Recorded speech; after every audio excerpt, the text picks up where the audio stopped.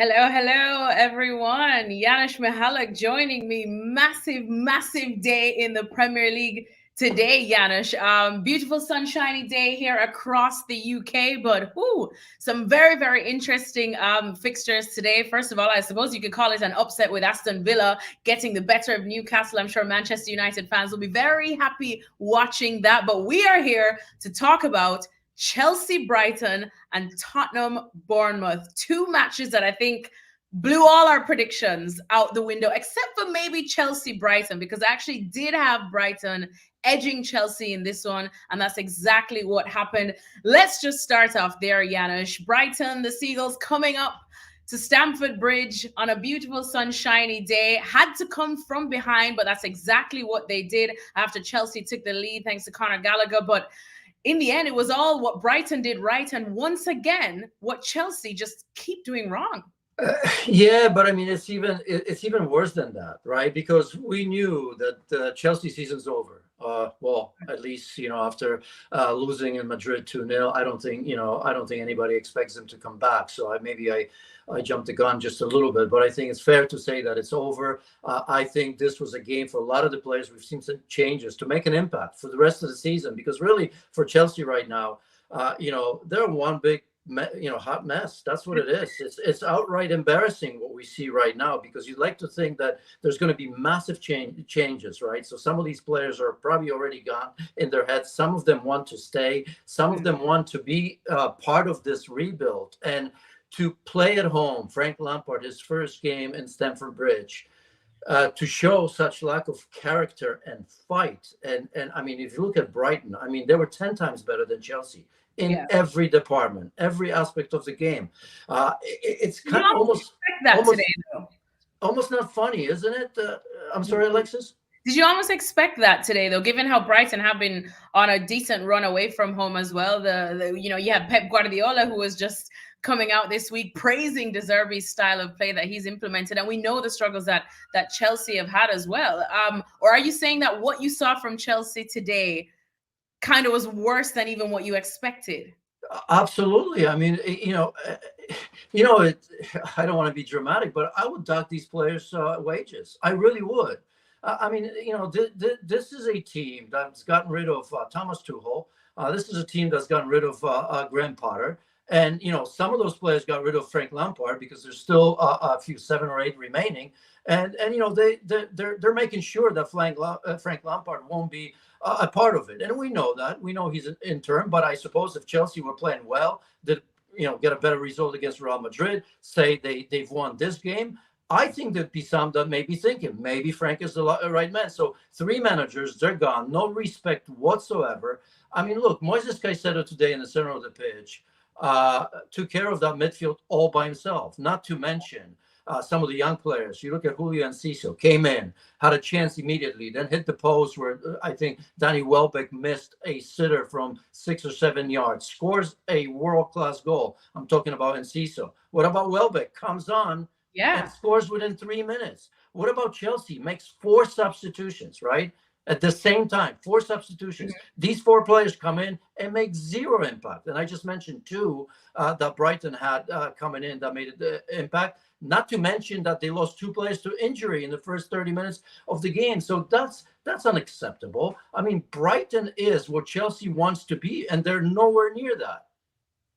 Yeah, massively. I mean, I'm just looking at some of the stats that we've put out even now on ESPN UK on social media, and it's just showing how Chelsea have spent 323 million since Todd Boehly came in the January transfer window, and they're currently 10 points behind Brighton, 14 behind Spurs, 17 points behind Man United, and the big one, 34 points behind their London rivals of Arsenal now. And Janusz, with the performance you saw today, I suppose picking apart a couple of the players, as we knew that they did reinforce them. Money has never really been an issue at Chelsea. So is it the chopping and changing of styles and managers that's not getting the best out of these players, or are they just not good enough right now? Well, the changes are the reason, but as I've said, I think I've mentioned this is going to be the most important off seasons in I don't want to say in Chelsea's history, but maybe.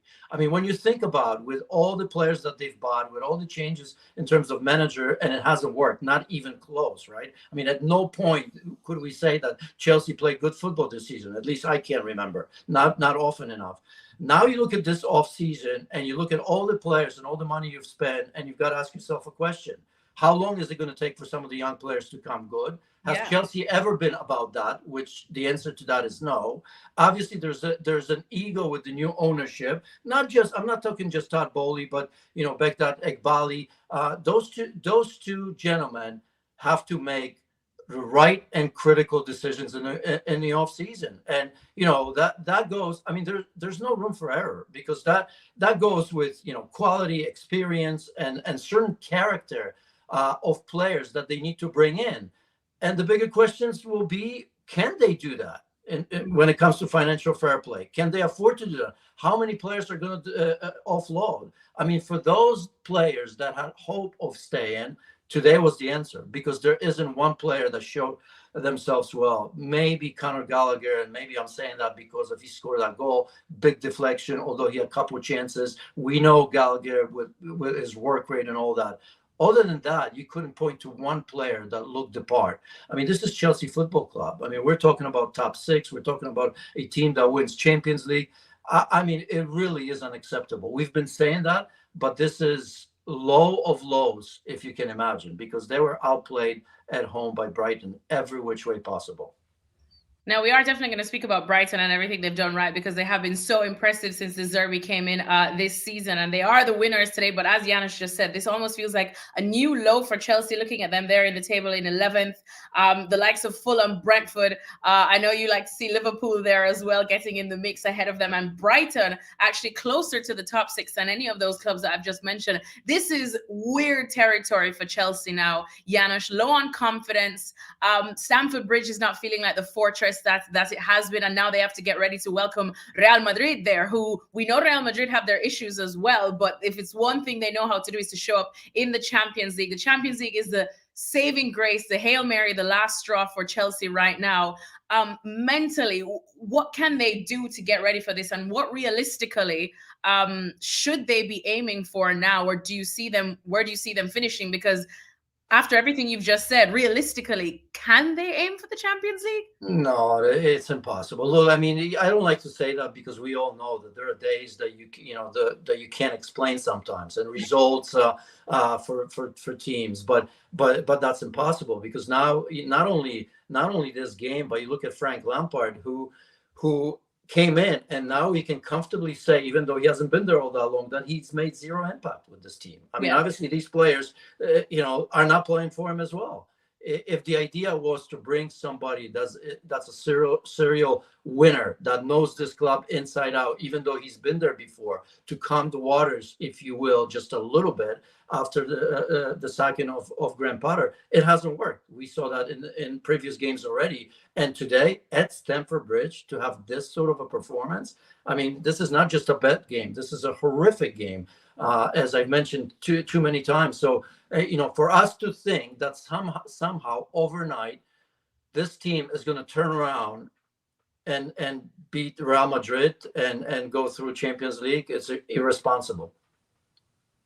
Yeah, so back to the drawing board, I suppose, for Chelsea. The Blues definitely have a lot to think about as we approach the end of the season. But let's show Brighton some love, shall we? Because they really have been impressive. And we got to hang out with them this week. Janusz got to speak to Alexis McAllister. Yeah. It was quite good. We're getting ready to speak to De Zerbi. De Zerbi, the big name, the name that has changed things at Brighton. Those interviews will be coming out next week on ESPN, so look out for them.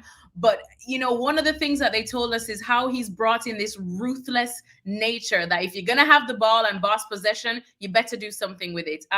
Did you see that today in Brighton's performance against Chelsea?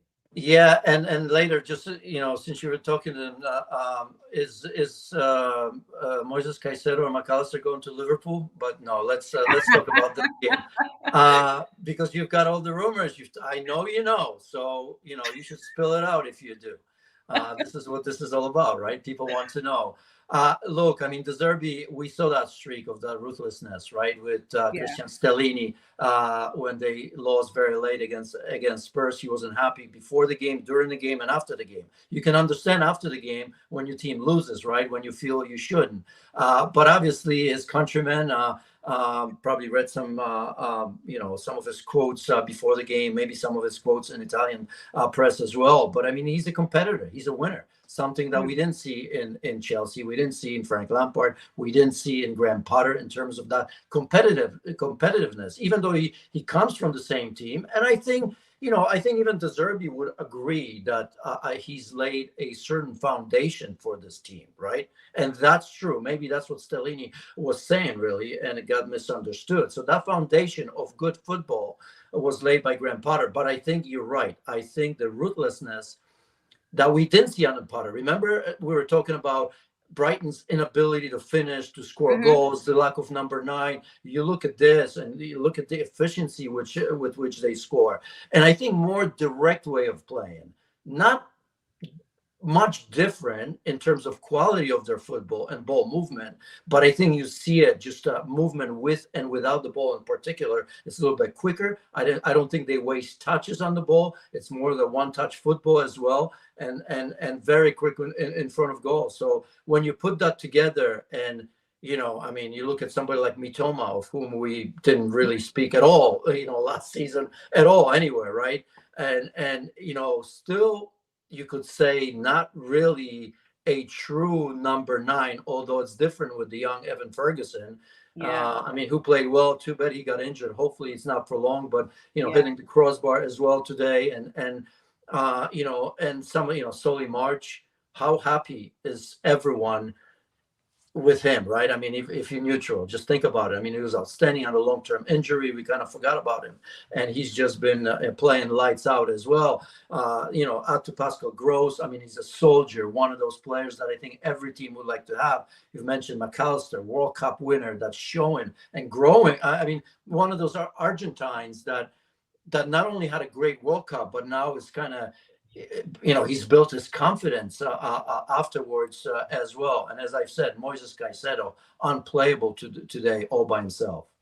Yeah, well, like I said, things going very well for Brighton. We'll be hearing from the likes of Alexis McAllister and Mitoma on ESPN coming up next week. So, guys, look out for that as well. Brighton in 7th, flirting with Europa League spots. They did say that is their goal this season. And I think if they continue in this vein of form, a lot of people will expect them to get it, Janusz. But let's talk about Spurs now. Up against Bournemouth, both fighting for very different things, I guess one would say, but Spurs still having a lot to prove this season as well, in this post-Antonio Conte era as well. At home, you'd think they'd take care of business, but a 5-goal thriller in North London, and Bournemouth, the ones coming away with the 3 points, Janusz. Where did it all go wrong for Spurs?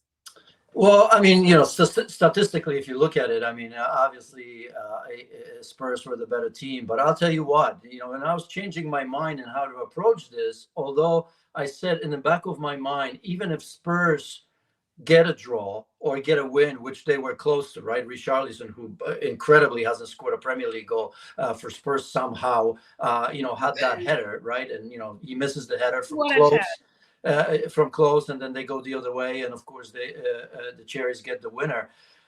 But I said to myself, I watched the first 10-15 minutes, and again, it's that Spurs are timid, home or away. They still feel a lot more comfortable on the counter, and I'm thinking to myself, listen, this is Spurs, great team that has Harry Kane that scores goal left and right, with the exception of today. Perhaps that's what they lost. A human Son who showed signs of life, right? Now, 2 games, one against Brighton, one here where he scored a goal. He's had some chances as well. Even Perisic has woken up. I thought he had a pretty good game for himself as well. And I say to myself, if you want to be a big team, play like one. And that's what's missing to me with Spurs all the time, home or away. And I think it was maybe that mentality of Antonio Conte. On one hand, a little bit of a minimalist because the way he wants to play, and defensively he's comfortable on the counter. 3-5-2, doesn't really want to change that, or 3-4-3.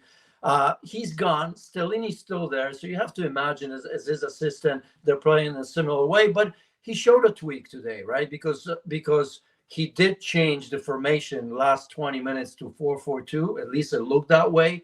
And Danjuma, who, by the way, was once I thought a great player, former Cherry, by the way, but at Villarreal, he was wanted by everybody. Liverpool wanted him, half the Premier League. Only, I think, his second appearance in the Premier League right now. And the first one was just a few minutes.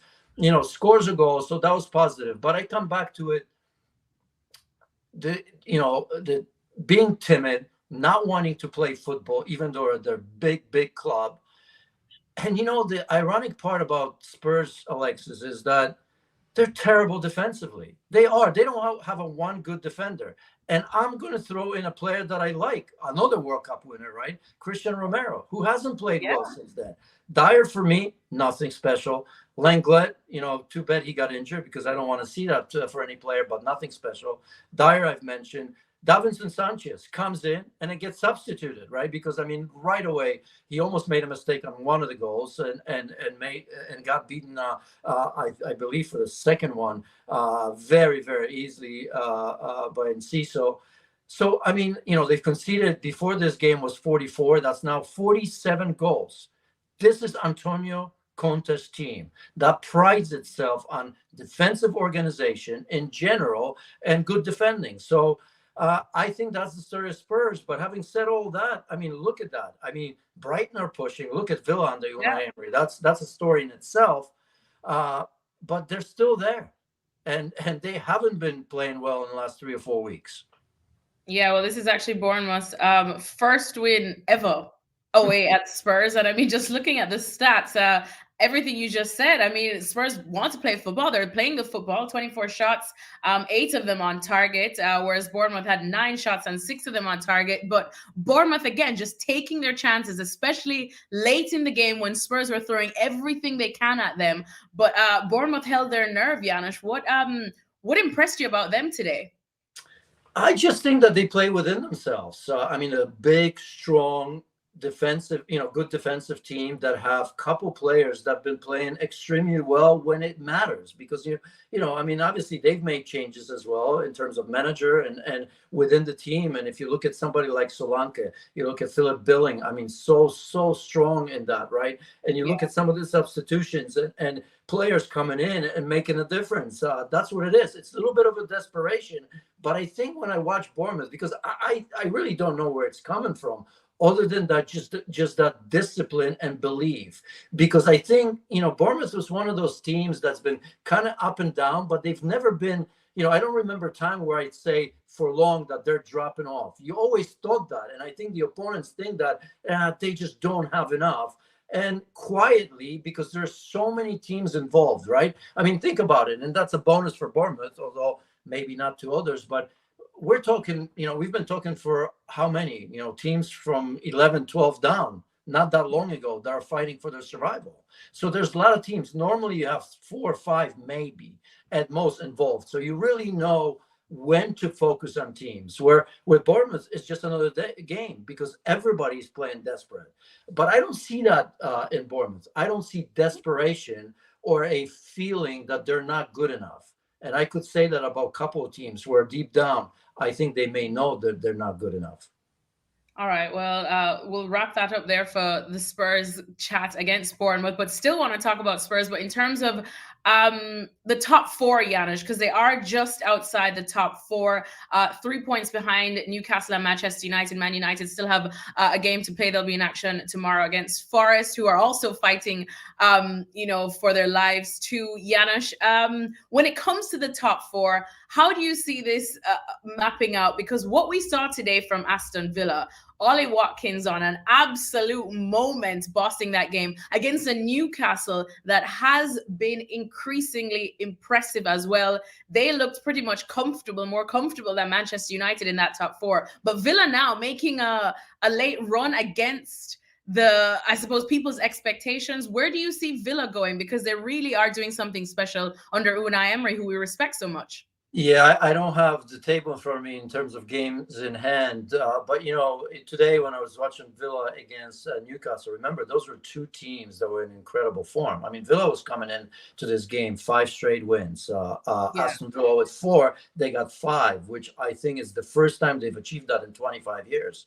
So two teams like that, and just as I was singing praises of Newcastle, remember against United, I think you remember Yeah. that game, how impressive they were. It just goes to show that even if you're on an incredible streak, 4 or 5 or 6 games, it doesn't matter. You lose one game and all of a sudden you worry. I mean, Manchester United, just a month ago, we weren't worried about that. Hmm. Newcastle had a soft spell. They started playing well, won 5 straight, as I've mentioned, one loss. And look at that. It even keeps Spurs in it. So with Villa, 5 games and a win, I mean, they'd have to run the table, I think, for them to get up there. I mean, it's possible if everybody keeps losing in front of them, but unlikely. Almost I think Brighton has a better chance Oh, in that. But those two teams will be in a fight because one loss, it seems like more than 3 points because it's so tight up there. And that's why I worry. Manchester United now, I mean, as you know, look at the injuries that they have. So, I mean, you have to worry about them. And,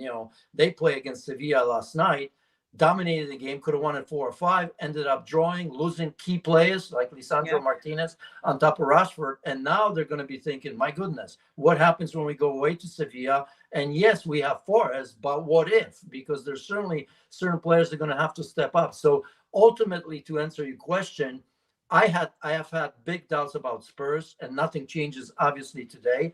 I still think they're going to be outside looking in. I still believe that Newcastle and Manchester United will stay in the top four. If they falter, I honestly see a Brighton or maybe Villa coming in before I see Spurs because I think this is a devastating loss. I can only imagine how that feels in the 95th minute when you felt, you draw late, you have one goal disallowed, rightly so, because there was an offside, and then you have Richarlison with a header from 5 yards out, pretty free where he misses the target, and you lose in the 95th minute. I think the repercussions of that are massive. Well, actually, here's an interesting stat for you too. Only Arsenal and Manchester City, the league leaders, have scored more Premier League points than Aston Villa have since Unai Emery took over last November. I mean, they have just gone straight up. This is a Manchester City who, by the way, are already 2-0 up on Leicester City. Erling Haaland and John Stones. Shock. Man City, this could be an absolute goal fest as well as Good. we've seen so far. But as I mentioned, amazing stat there. Janusz, what's the one thing I suppose under Emery or about Unai Emery at Aston Villa that's kind of made you go, wow, he's onto Well, something good, here? good, good managers make a difference, right? And Massively. and and we've talked about Chelsea, we've talked about the issues that Spurs have. Look, he came in, recognized what I think everybody knew, right? And the massive mistake that Steven Gerrard has made because maybe of his inexperience or maybe he Mm. just didn't know. Who knows? But I think we all felt that Ali Watkins was a central player, right? That he Yeah. needed to play a striker. Remember, under Gerrard, that system was with the front three. I think it was putting Ings and everybody else in there, but Ali Watkins. So I think the change to that 4-4-2 has made a massive difference. Obviously, in terms of attack, they've scored, I believe, in every game since Unai Emery has been involved. Defensively, you're seeing the same that we saw under Dean Smith. Remember when he first Mhm. started in that first year where Emi Martinez, I think, led the league in clean sheets. I don't know what it was, 14 or 15 on the season. I think Mings and Konsa were incredible. Matty Cash was playing on the right-hand side in the back four, and Matt Target, if I remember correctly, was on the left-hand side. They were the best back five. Of course, we have to include the goalkeeper in it because Emi was so good. They were the best in the league. And then all of a sudden, Dean Smith started to make changes. Steven Gerrard made changes as well. I think Dean Smith went to a three in the back. God only knows why he did that, since he was so successful with that. And the rest is history. Unai Emery has obviously greatly experienced in Europe, in Spain. Even though it didn't work out for him at Arsenal, that gave him a great experience of maybe looking back or looking towards himself, saying, okay, maybe that's where I made a mistake. This is what Premier League is all about. Next time I get a chance, I'm going to make it differently. So I think that's, fair play to Unai Emery. I love those stories. I was very critical, by the way, of Unai Emery. I'm no saint. If you go back, somebody probably has receipts on me from that time at Arsenal. But I love to see that story. I love to admit that maybe I was wrong, and I should have known, because Unai Emery has proven over the years that he's a very, very good manager. Yes, he has indeed.